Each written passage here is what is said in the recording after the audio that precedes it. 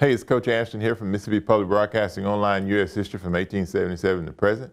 We've been talking about Unit 10, World War II, Part 2. Now, what we're going to do, of course, today is we're going to start talking about some of the actual fighting that occurs, of course, in WW2. And we're going to be looking at it from a little bit of a slant. We're going to be looking at it, of course, from more of an American perspective than a world perspective.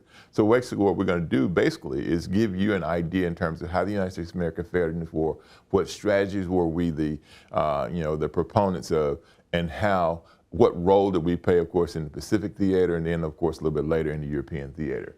We'll start with the unit focus questions, and once again, when we give you the unit focus questions, it's important to understand that we are not going to answer this question, of course, after this lesson, but we will address it, of course, in the last lesson of this particular unit. The two questions that we want to kind of guide your thought process as we go through in each one of these lessons. Number one, why did efforts to prevent World War II fail? And number two, how did the home front effort bolster America's success in World War II?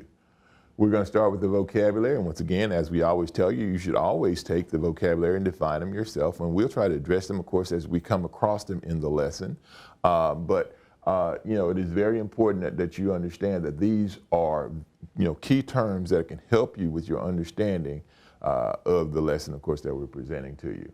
Here's the lesson focus question. We only have one, of course, for lesson number 7, America in the Pacific Theater. It says, what was the U.S. strategy in the Pacific and what prompted its use? So we're going to talk about America's strategy and then why we use that particular strategy in the Pacific Theater or the Pacific Ocean in terms of where the war was fought. The do now activity. We have a journal topic. What I want you to do is write down a journal topic and then I want you to write this term down.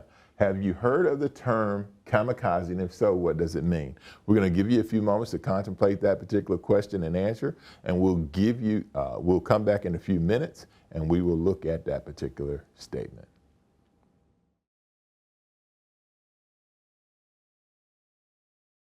Okay then. Well, we hope that you had enough time to go through and look at the term kamikaze. I know you've heard the term kamikaze before.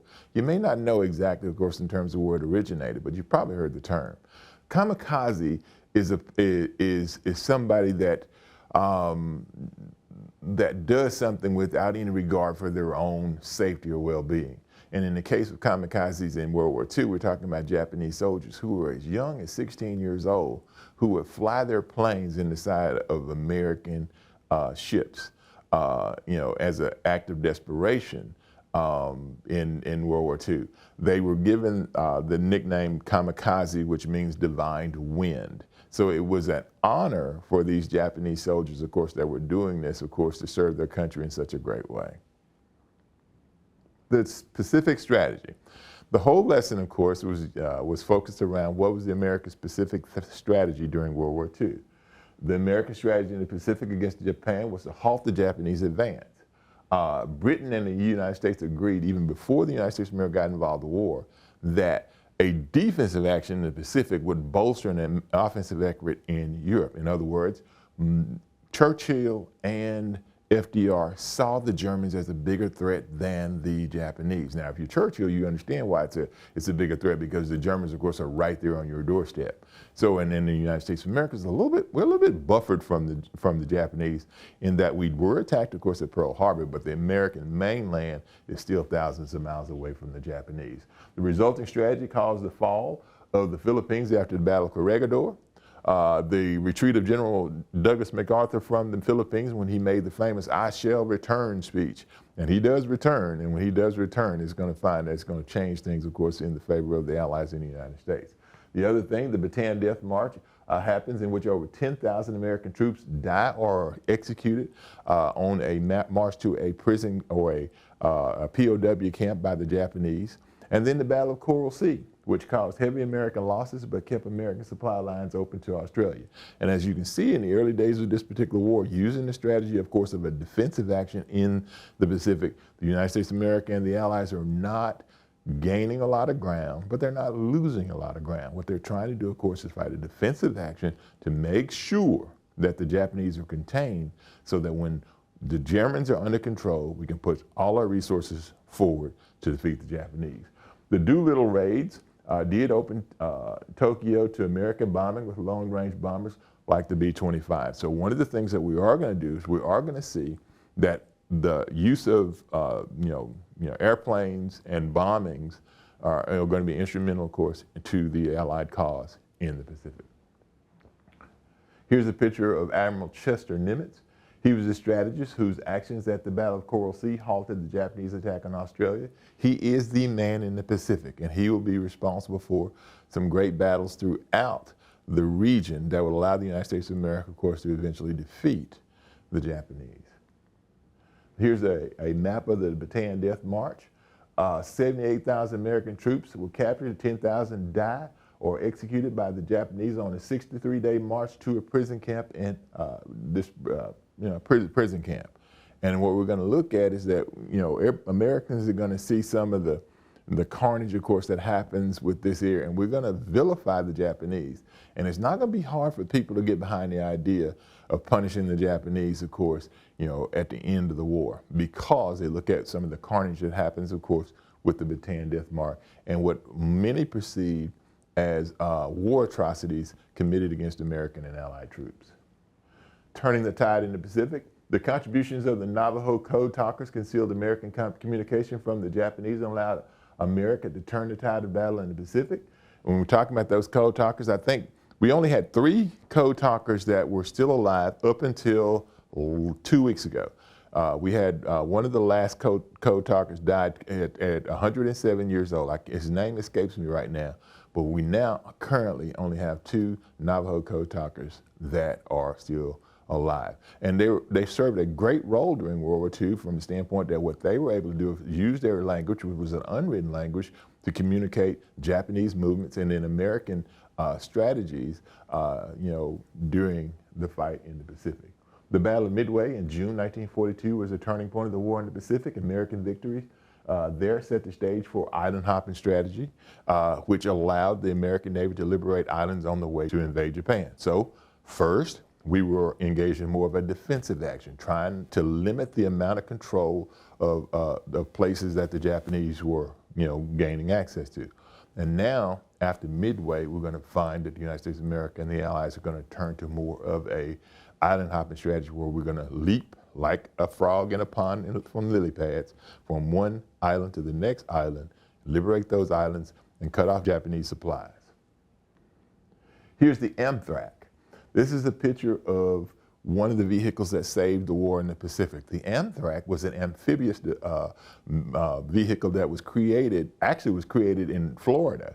To help people in the swamps of the Everglades, to rescue people in the swamps of the Everglades. We're going to find that it's going to be very important at the battles of Iwo Jima and some of the big battles in the Pacific, because what it does is allows American troops to land safer onto the beaches of these islands that we're attempting to liberate with the island hopping strategy. It also becomes very important in the liberation of Normandy or D-Day, or the D-Day invasion. Here's the Navajo code talkers that work, and here's a monument to the Navajo code talkers. The Navajo Indian code talkers of the United States Marine Corps used their native language skills to direct the U.S. Marine Corps' artillery fire during World War II in the Pacific area. Japanese could not break the code. Thus, these early Americans exemplified the spirit of America's fighting men. That's some good stuff right there. If that don't get you excited about U.S. history, I don't know what would. America on the offensive in the Pacific.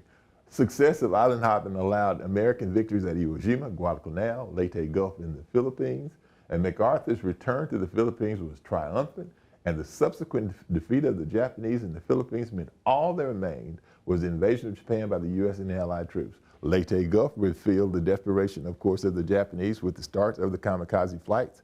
And we're going to find that young men, as early as 15 or 16 years old, were jumping into these planes, and they were using these kamikaze taxis. Here is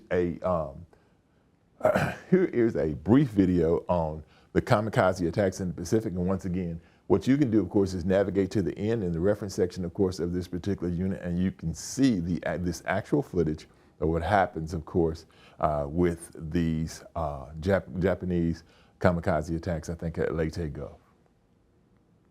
Here's a picture of the big man himself.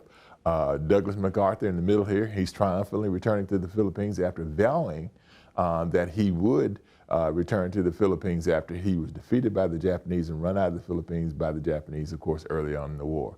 So here's Douglas MacArthur waiting ashore after the Battle of Leyte Gulf. Major battles and outcomes of the Pacific. What we want you to do now is take about 20 minutes and complete this particular activity, of course, about major battles and outcomes of the Pacific. And what we want you to do, of course, is go through, identify some of the major battles, give us, like we gave you an example here. The Philippines was a battle, April 1942. It was a Japanese victor, and the Allied commander at that particular battle, of course, was Douglas MacArthur. And there's going to be another battle of the Philippines at Leyte Gulf, of course, later. And you can go through, and we want you to go through and identify some of those battles, like Wake, Iwo Jima, Guadalcanal, and then give us date, outcome, and the Allied commander there.